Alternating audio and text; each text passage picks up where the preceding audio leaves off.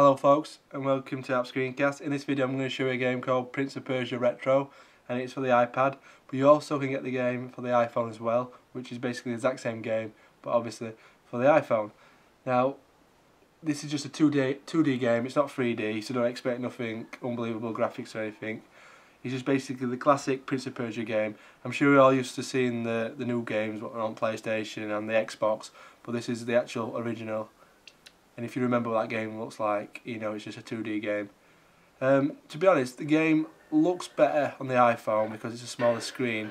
On the iPad it looks a little bit pixelated, but to be honest it's not a problem because I love the gameplay. Now, it's just a 2D scrolling platformer. So you got these controls here, this moves you left and right. Pretty simple. You can press up to jump, down to crouch, do a run and jump, you just run and press up at the same time. Do a run and jump. Now this is very important to remember. If you press anywhere on screen other than the controls and press move, well left or right, it will tiptoe, which is really important. Basically, there's quite a few levels you can play through, and it's quite a difficult game. Now as you can see here, I don't know what's down this pit, so what I need to do here is press on the screen, anywhere on screen, then press down, and I will basically dangle. Then when if I want to press up again, I will climb back up, and if I let go of the screen it will drop me down. Now, part of this level is, through this way, there's a bloke with a sword. If I basically run into him, he'll kill me. I cannot fight him because I haven't got a sword, so I need to go find the sword, and the sword is this way through the level. I press up to climb up here. And I guess what makes the game hard is you don't know which way to go, so you've got to go through the maze trying to find your way through the level and find the door to escape the actual whatever it's called. I don't know if is it a maze, I'm not sure. But also difficulty is you'll find out there's a lot of jumps and stuff what you've got to try and make. If you don't make him, you pretty much die instantly. For example, if I fall down here, I will die instantly because I'll land on these spikes. So it can be quite a difficult game.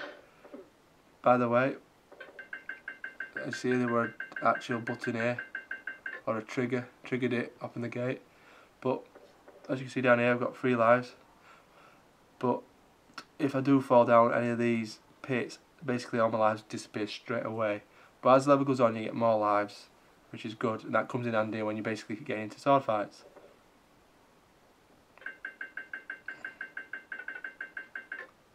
So this is quite a big jump now. This will actually collapse if I'm not careful, so I've got to make a good jump here. Like so.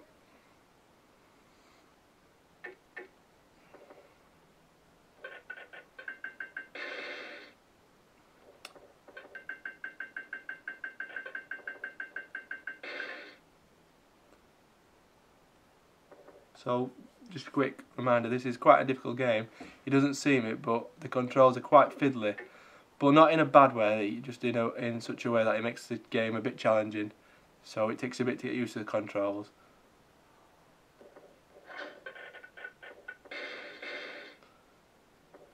So when I come close to edges, I want to use tiptoeing. Then I drop down. Remember to tiptoe, you press on the screen anywhere other than the controls, and I just use the controls. That will allow me to tiptoe. Now to pick up the sword, I just press on it, pick you up.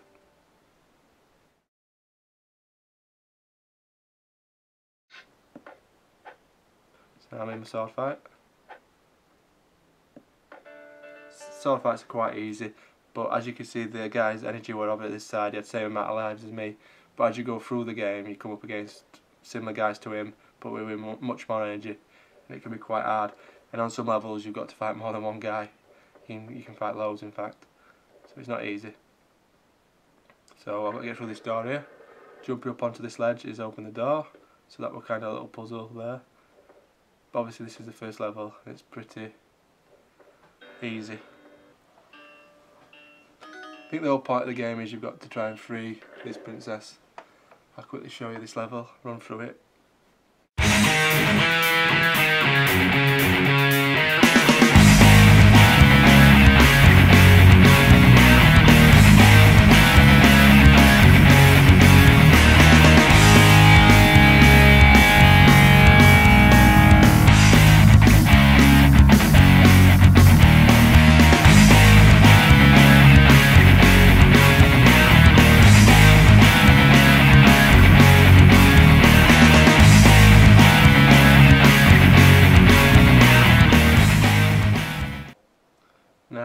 bit. I know the door's here, but it's locked, and I'm assuming that I need to touch this switch here on this ledge. Now to get across here I'm going to have to do a running jump, and every time I've got up to here I keep mistiming it. I do believe it's possible, so let's see how it happens. There you go. I'm assuming that's opened the door. Now I'm going to have to run and jump to the other side now, which is going to be quite hard. Completely missed that. I meant to do a run and jump there, I just jumped. So now I'm going to start again and go away from the beginning of the level. So you can imagine it gets really hard, a bit frustrating. But I do think gameplay wise, I do think it's quite a fun game. Now, you can view all the levels. You can play any level you want actually. There's no stopping you from going on the last level if you want. So there's 13 levels in total. And as you can see, the levels look, some of the levels look different and stuff, and there's different parts to levels. So it'll be quite hard and difficult. Also, you get a tick at the top once you've completed a level. So you also can get this game for the iPhone, which is pretty good as well. The controls are a little bit in the way on the iPhone version, because on the iPad you do get the bigger screen. But to be honest, the iPhone version is a great game as well. I think the controls issue is you get that with most games on the iPhone, which have the on-screen controls. But definitely worth checking out as well. 59p for both the iPhone and the iPad version, also or 99 cents in the US store.